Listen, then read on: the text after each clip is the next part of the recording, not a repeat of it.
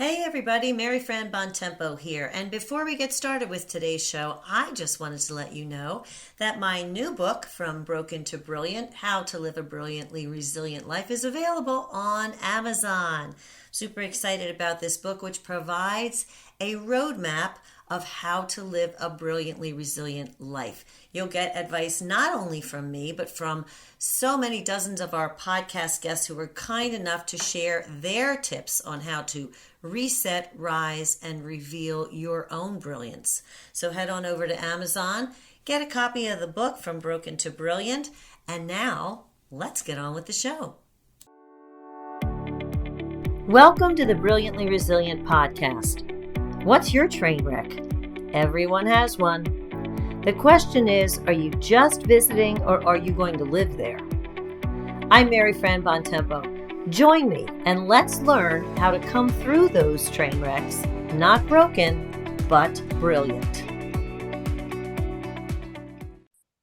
Hey everybody, welcome back to another episode of the Brilliantly Resilient podcast. I am your host, Mary Fran Bontempo, and I have a woman today that I'm so eager to talk to. Sara Connell dealt with sexual assault, addiction, fertility treatment, severe learning disability to become a 5-time best-selling author, founder of the Thought Leader Academy, who she helps coaches and experts and entrepreneurs become best-selling authors, yay, TEDx speakers, and create 6 to 7 figure businesses. But as you heard, she's also been featured on Oprah, the New York Times, GMA, the Today Show. I mean, come on, like everywhere, just everywhere.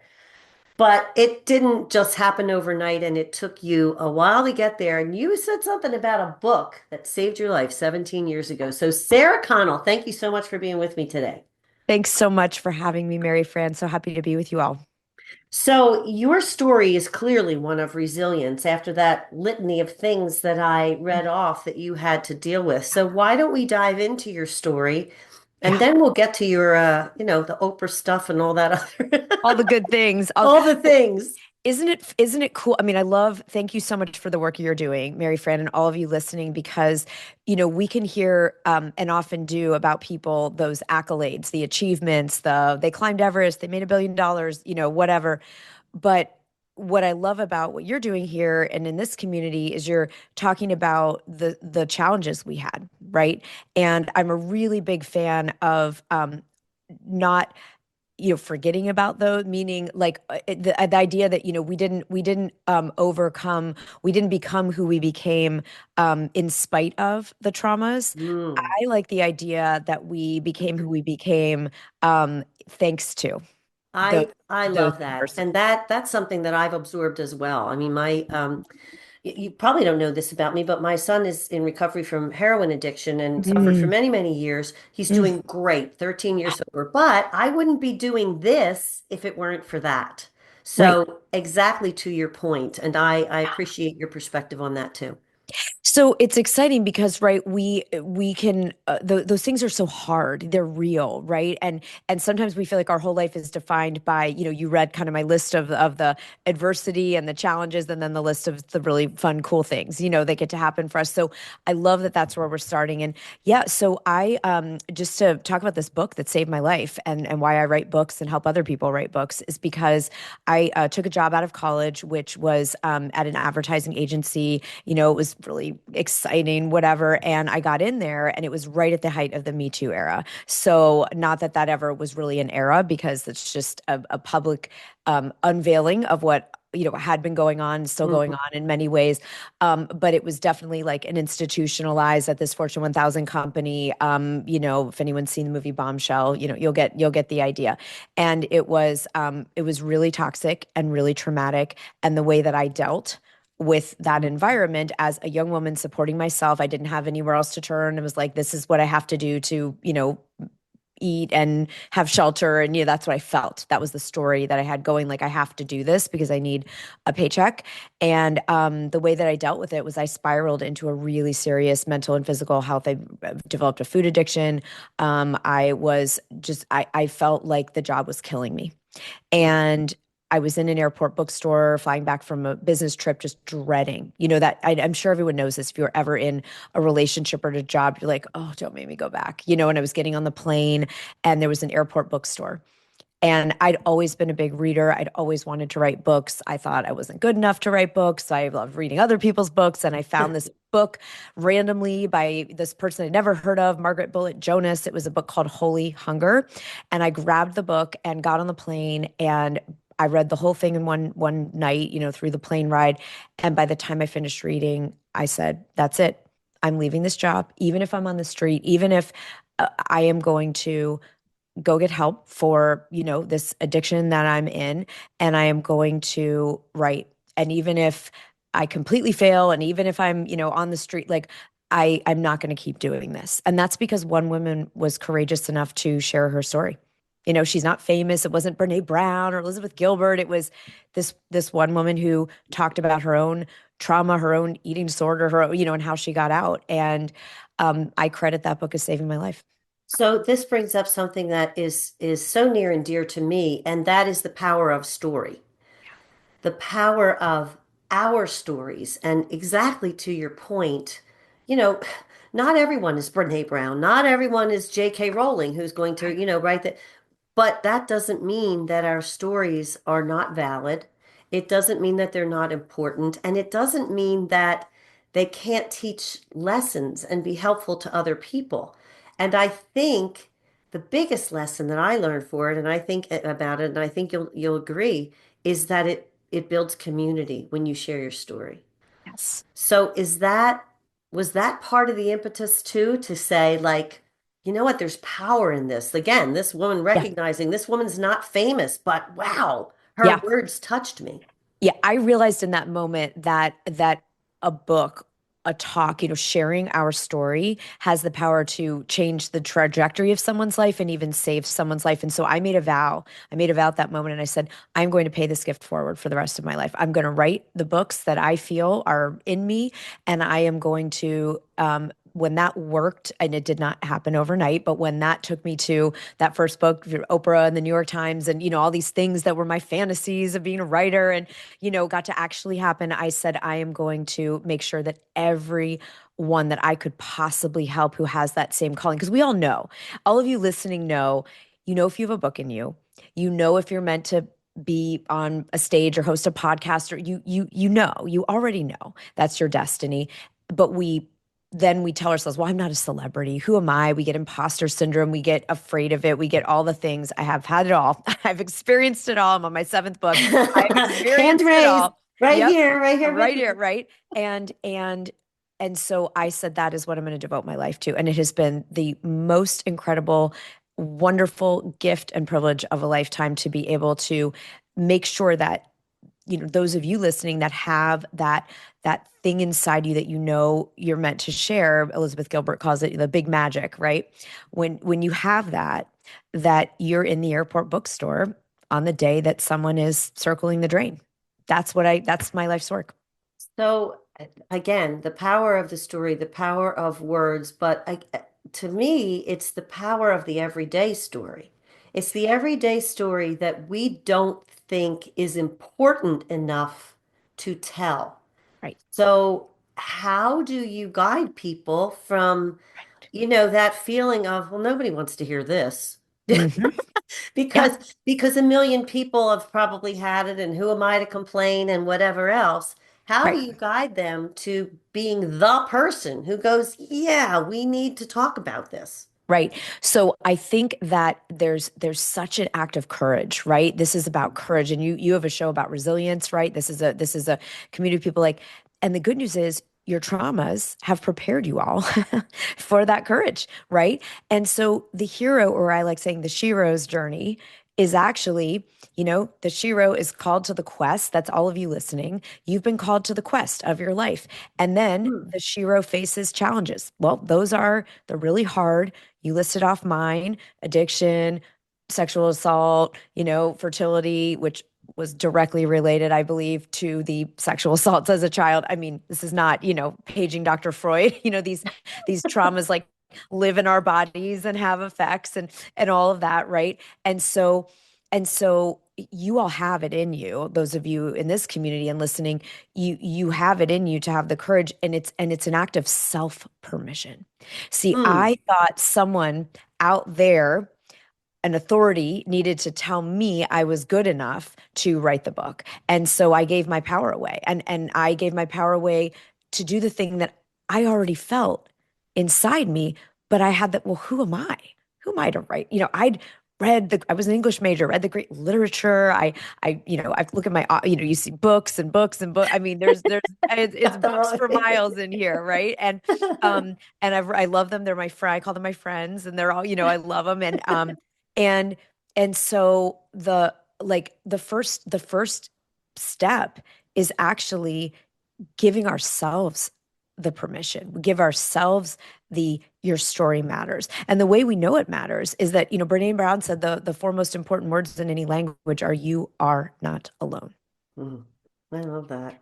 And when we share our story, someone else out there, or maybe hundreds or thousands or millions of someone else's, know that they're not alone. Now, when Elizabeth Gilbert was writing Eat, Pray, Love, it's a book a lot of us have heard of, if not read. She felt the whole time that it was just going to be this awful, bad journal. She said, who's going to want to read this? This is like a bad journal entry. God, she was like, had all this shame and all this stuff that comes up for all of us. And I love hearing that from people who are super famous and have super successful books, because Maya Angelou said, oh no, everyone's going to find out I don't know what I'm doing. And all these people who we think of are the greats, the greats, the greats, thought that their idea was stupid, and like they all had that same voice. And the only difference between those individuals and any of us who sit around thinking, I have this idea, but I don't know, is that they took action on it. Hmm. They sat down and, you know, wrote it and One of shared the it. things that I talk about ad nauseum in Brilliantly Resilient is about taking that imperfect action step and recognizing that none of those people had a blueprint for how to do what they did. They just started. They just took an imperfect action step. Now, you fortunately have refined the process for people Yeah. because there are steps that you can take. But For when you sure. just have this idea and you really don't know what to do, I feel like there's a bit of self-validation that none of us feel like we're worthy of. Like No, we're constantly feeling like we have to justify our existence, our experiences, our totally. right to have a voice. Totally. So is there a piece of that in there of owning your own authenticity and like you said, recognizing it as power? Yes. Is there part of that in there too? Absolutely. And the validation of, again, that's why I love that a book that I credit as saving my actual physical life is by a person that really almost no one's ever heard of, right? Like it's so awesome. It wasn't, Tony Robbins or, Yeah. whatever, only because it proved to me that you don't have to. So I think of, how sometimes we all want a sign. I wanted a teacher to tell me I was special and that's why I should be a writer. I wanted, we want someone to say you're good enough. And so that's this moment. If anyone's asking that question of themselves, you are. And I think that the calling is the sign. Yes. I I think the fact that you have the spark is the sign from the universe that says, yes, you're meant to write it. And Toni Morrison, another brilliant mm. genius who also did not have this pure confidence, and certainly the world was not telling her. She said, if you don't see the book that you're looking for, it's because you're the one to write it. Oh, I love that. Isn't that great? It really is. And I call that feeling the tug because I feel Yeah. like for me, if any period of time goes by and I'm not writing something or I'm not doing something, I feel like my head's going to explode. It's like I have to do this. I have to do it. And I think this is another thing I talk about with the Brilliantly Resilient model. You can't be married to an outcome in your mind. You have to envision it, but be willing to evolve with the process along the way. Because Sure. as we said, none of those people had necessarily a plan, but they all got there. But now tell us about your plan and how you got Well, I into was this. going to say, I want to give people something like really tangible here, like you said, because Yes. what if we're listening and going, I do have a book in me, I do want to share my story. I want to give. So I reverse engineered 100 New York Times bestsellers, nonfiction, like people sharing their story or sharing their idea or share, And I said, what did they all do? This was my way of procrastinating from writing my own book because I was too scared for a long time. And I wish now someone just given what I'm going to give to you right now because so I identified, I'm a big fan of, looking for the patterns. Like what did all of these authors do that made their books so beloved, so impactful, so transformational? And they really did three things. And I call it the SSS. So it's three S's. My name is Sarah, so hopefully that's easy to remember. SSS.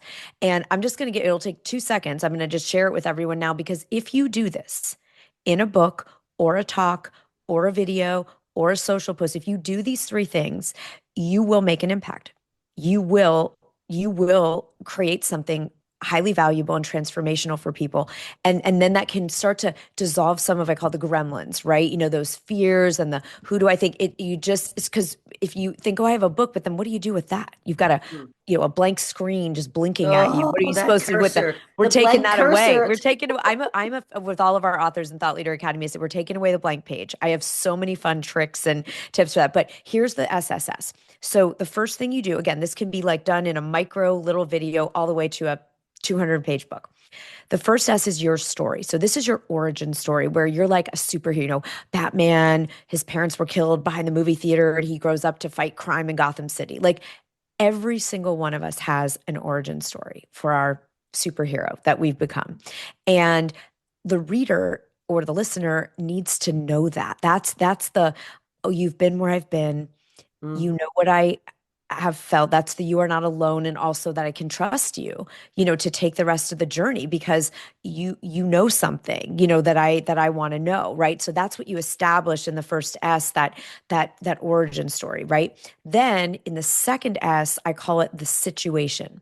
So that's where we zoom out from our story and we share kind of the bigger picture, right? Because there's always the universal with the individual. Like the individual, like Mary Friend, your story is different than my story, but there's a universality to overcoming right, or right, right, resilience, right? And so this is right. where you zoom out around everyone, your own topic, what you want to share in this book. We'll say book for now, but you could apply this to any piece of content.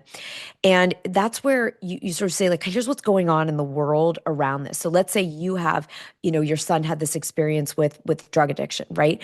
And so his story is unique.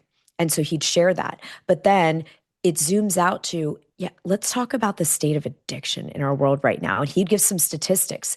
Here's the deal, people. People think, oh, heroin, this, or, what I mean, this is where he would lay it down if he was writing, a book for people who'd walked that path. And you really think like a journalist, the statistics, and everyone can do this on Chat GPT, AI in 2 seconds. You used to have to hire a researcher and do all this. This takes 2 seconds. You go on any AI. I don't use AI to write any of my content, but I use it to research. Right. And so you go on and say, what are the most important peer reviewed studies, statistics, astonishing facts, and fill in your So top. it's support for your Yes. story on a broader level Right, for right. the Exactly. accessibility of It's it. like, hey, here's like there's a book called Profit First by Mike Michalowicz, and I reference it a lot because he did this so well. It's like the first part is his story. I'm an entrepreneur. I create all these million-dollar businesses, but I keep nothing. I never see my wife. My health is failing.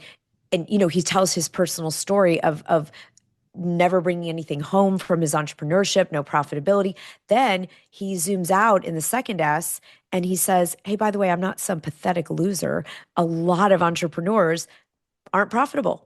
And he gives statistics. They don't keep the money they make. They go into debt. They have no profitability. And he gives you like the lay of the land. And this allows your person that you're talking to and serving to go, oh, okay.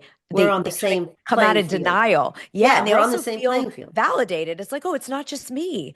This is going on like with lots of people, whether you're writing about nutrition or parenting or addiction or whatever. Then in the final S, the third, so we have the story, the situation, and then in the third S, the whole rest of your book or your talk or whatever it is the solution.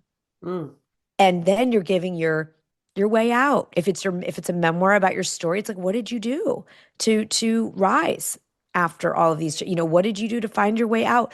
If you're more of a like nonfiction coach kind of writer, you're putting your method, your framework, your 5 steps, your 7 pillars, whatever that is. If we do this, when we do this, you know that your reader, your listener is going to get value. So we don't have to be afraid that, oh, who cares that it won't be valuable. It is valuable. Your story alone is insanely valuable for the reasons we've discussed, because people feel not alone and they feel heard and seen and like free, less Yeah. shame. And then Yes. when you give them the state of the world, they really see, whoa, not only am I not the only one going through this, but also I do want to make a change, right? It's like the stakes. And then you give them some way out, something to do differently. That is valuable. So this to me, this is kind of also this a little bit of a self-psychotherapy in the sense of you do have to go back, at least I did, because a lot of times in our challenges, we're kind of on autopilot, we're in survival mode. We're like, holy Sure. crap, I got to get through this, whatever this Yeah. is. Yeah. But then I think that reflective period that you have allows you to process it. And to me, that's where you come up with the, like when my former partner and I did this whole brilliantly resilient thing, her 2 children were, 2 of her 3 kids were born blind. And then Mm, I had this train wreck of my right. son's addiction. But we realized that we shared a process. But it wasn't until well after we were, kind of through the crisis part of it. Yeah. So when you advise people, do you say to them, okay, let's do a little bit of self-reflection here. How did you do this? And Yeah. let's put it down in a way that makes sense to other people. Completely, because we don't realize we have a process. Right. We just No. lived it. We just did. You and your former partner, you just did it, right? So when people, sometimes I get that, they're like so excited, I'm going to do it, I'm going to do my book, and then there's that, I was working with someone last week, and suddenly she went, I don't have a process. I said, yes, you do. It's hiding in plain sight. I love that. And so then we just did a dialogue and pulled out for her, and anyone listening, you could just say, what did I do? If I go back and retrace, it was like I got support, or I went for this particular type of healing, or I used this type of if it's nutrition, I use this type of eating plan, or I to achieve. We all have a process. We just haven't reverse engineered what we did. And then you can come up with fun names for it, or you can put it into steps, or you can call it a framework, and you can name it something really like that'll get people excited to do it with you. And it's very affirming to do this also because we see how brilliant we are. Exactly. It was I there love all all of along. this. It's such perfection because when you're in the middle of a challenge or a crisis, the goal is to get out of it. It's just to get out of it. That's all you can Survive. think of Get it to done. Yeah. survive, right? And you do in the moment what you have to do. But when you look back at it, you realize that every step that you took served some kind of a greater purpose. Yes. But it's only when you look back at it that you go, oh, like there was more to this than me just flying by the seat of my pants, which is often what it feels like at the time. So I think all of these things, um, they help when you think about it, they help to form connections with other people in the sense that everybody goes through, like the biggest process that everybody goes through is let me just get the heck through this. So Yeah. right there, that's a building of Yes. commonality. And It sure then you is. get down to the specifics of what you did in your particular thing and how that can translate to other people, maybe in lots of different circumstances. Completely. Because I didn't, with Even Eat, Pray, Love, right? I didn't go through a divorce. That wasn't my path, but I had other really hard, long things. And so we don't have to have had the exact same experience. That's what's so exciting about these blueprints that are just Right. encoded in us. Like life was guiding us through our comeback, right? Or our Mm. our transformation.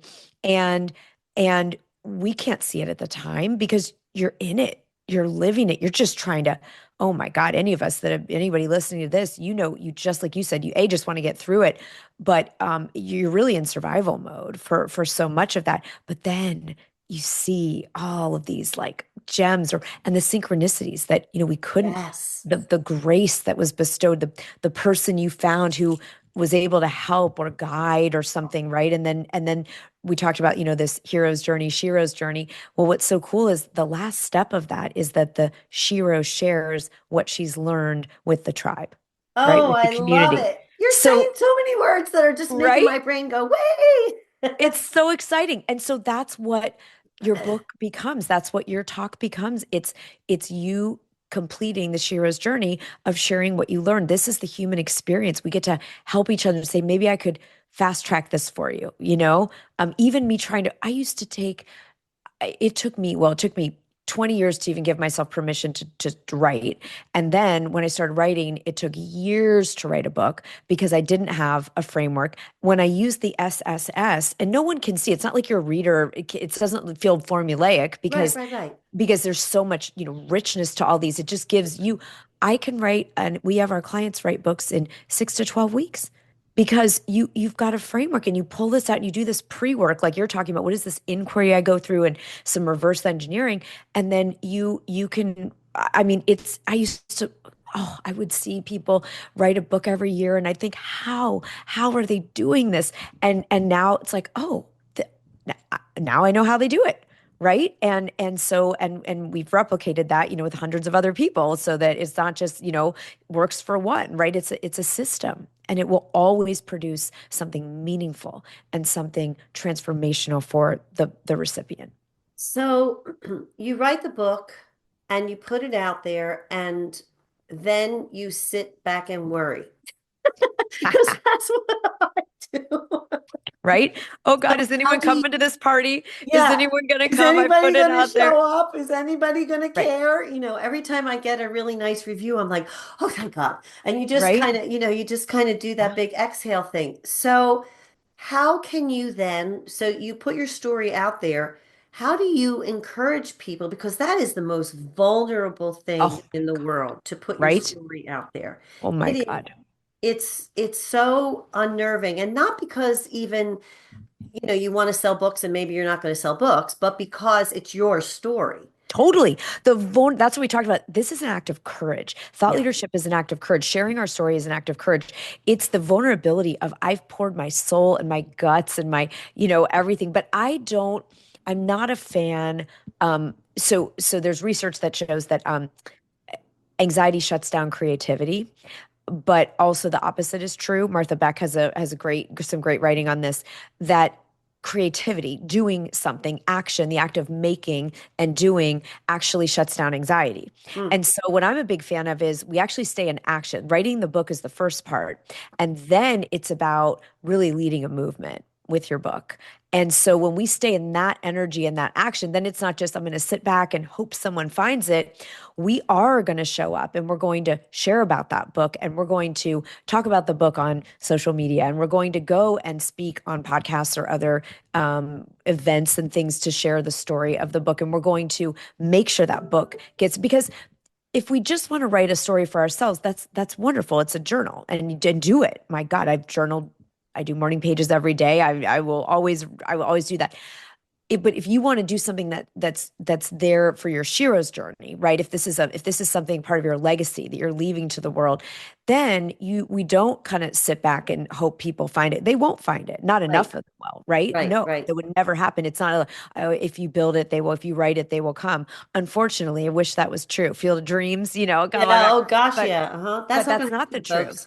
It's not the truth. And No. so, and that's okay. And it took me, I was like, oh, I just want to be a writer. I don't want to, have to be, but the great part is really what the world is inviting you into if you choose to share your story is to show up and lead, right? And that doesn't mean like, oh my God, I have to be some extroverted, whatever. No, it's authentic.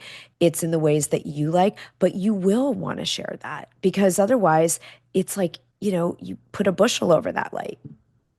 And and that idea of continuing to stay in action, because the truth of the matter is, if you don't continue to talk about this, if you don't continue to put it out there, we know how fast the world moves. Oh, Your yesterday's news by dinner time. But I think that it all comes back to people recognizing the intrinsic value of sharing their story. And that belief is probably one that you have to cement in people and say, look, there is reason for this. Yeah. I believe it's a call and response. This is back to like, the calling is a sign. If you have this, oh, there's something I'm here to share. I know all of you listen, you know right now if there's something that's wanting to come forward, right? And if it is, that is not random. It's because there are people who are literally in some therapy office, they're at church praying, they're whatever, saying, please, can I have the thing that's going to help give me the shift? And your story, those of you listening, is the only one. It doesn't matter if they've read all the other books on the topic. Have we all had that experience? Because I know I have, where everyone loved some book on something, and I was like, God, I don't feel it. It's like leaving me Yes. cold. It Yes. doesn't. I'm not getting resonance. I'm not getting the tug. And then suddenly I read a book that's basically saying the same thing. A lot of books say the same kinds of things, whether that's personal growth or spirituality or nutrition or whatever. Same kind of a lot of the same things, but someone says it in their way with their story around it, and suddenly it's like the clouds have parted and the angels are and I'm vibrating and I'm like, oh my gosh, I'm doing this, even though I've read maybe the same kind of idea a whole bunch of times, took no action, did nothing differently, wasn't inspired. It was that one way that one person approached it, and that cannot be replicated, not in the age of artificial. This is divine intelligence, not artificial intelligence. And that's what each of you possess, and that's what you get to bring forward to the page. And so, yeah, we have to cement it in, because every day that gremlin is going to come for you. Every day saying, oh, no one cares. No one's going to read it anyway. This is ridiculous. Oh, what is your third grade teacher who sees this on Facebook? And I mean, it's all the stuff. Yeah, it's all there, but that idea, it reminds me of when you're parenting and you're talking to your kids.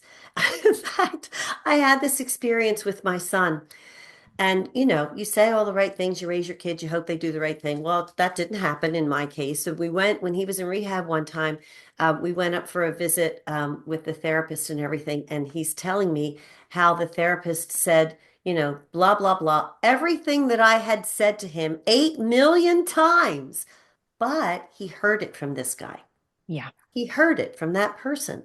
Yeah. And obviously, it would have been nice if he'd heard it the first time from me. Of course. But we can't, we don't know what's going to resonate with us. We don't know who is going to resonate with us.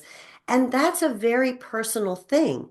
And again, it comes back to this courage to trust that your story, you individually, can reach other people. That's right. That people that you don't know. And and I want to say this too about the whole who am I if I'm not a celebrity? Here's the danger. If all of us sit here and listen to that gremlin and that voice that says, "Oh, but other people have written on this. Famous people are already talking about it. Who would need my story? We don't need another book on X." Then the only voices that get heard are those ones that are already out there. And not that there aren't great people out there writing, because there are amazing people. But the problem is when you think about the diversity of our world, Mm, there is not enough. And when I talk diversity, yes, gender, sexual, racial, ability level, but like the diversity of experience. We could even just say yes. from the diversity of like the human collective. And if only certain voices, and it's because they're the ones willing to sit down and write the book and put it out there and go through that horrific vulnerability of doing this. What are we doing to ourselves? I feel like that's what my inner self sometimes says. What are you doing to What are us? you doing? Why are Why you are you doing making this us do this? I to don't want to us? do it.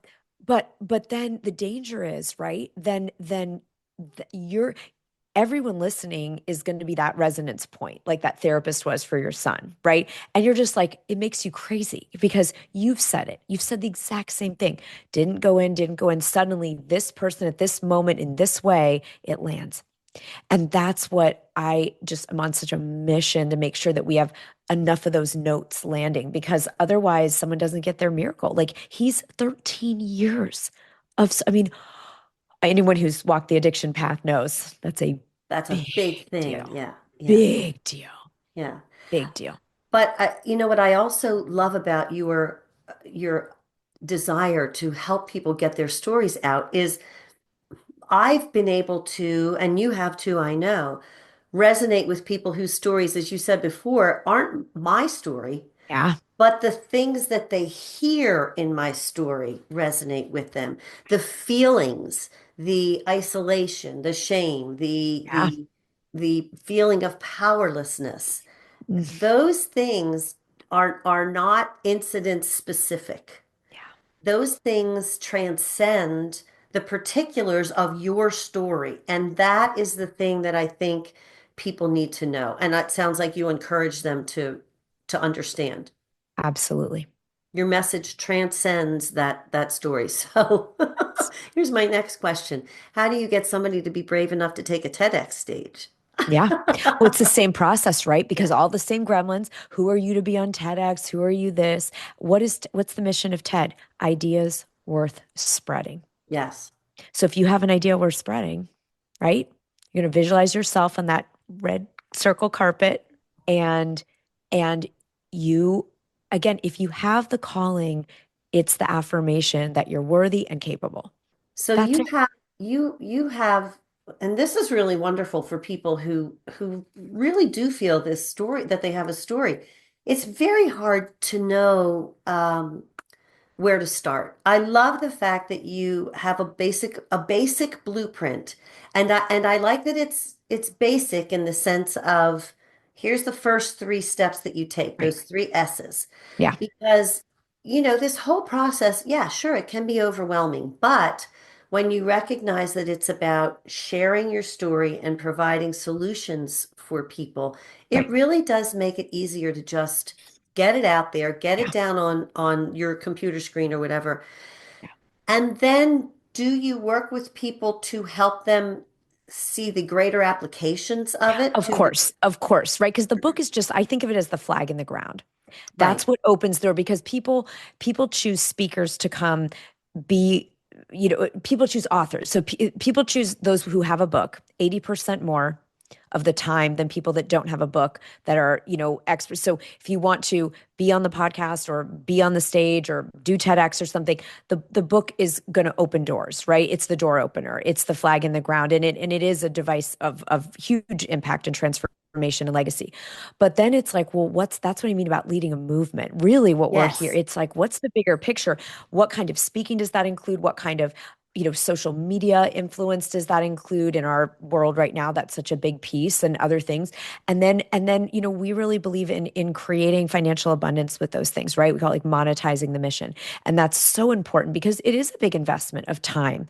And you've done a book, like it's a big investment financially and of time. So how are you going to return on that investment even while you're writing? This is what I like for our authors. It's like while you're still writing the book, how is that generating abundance? And there's all kinds of cool that we don't have time to get into now. But if you all come hang out and hang out with us, we'll show you all the neat stuff you can do to actually start leveraging your book before it's even finished writing. I Make a bigger impact. love everything that you said today, Sarah. This is the kind of nudge that people need when they feel that tug that I talk about to Mhm. share their story. This is the system, this is the nudge, this is the kind of roadmap that I mean, I didn't have one, so I just kind of bumbled and fumbled my way through, and Ditto. that can be very hard and it can be discouraging. So Yeah. when someone like you comes on the scene and says, "Okay, look, here's how we're going to do this."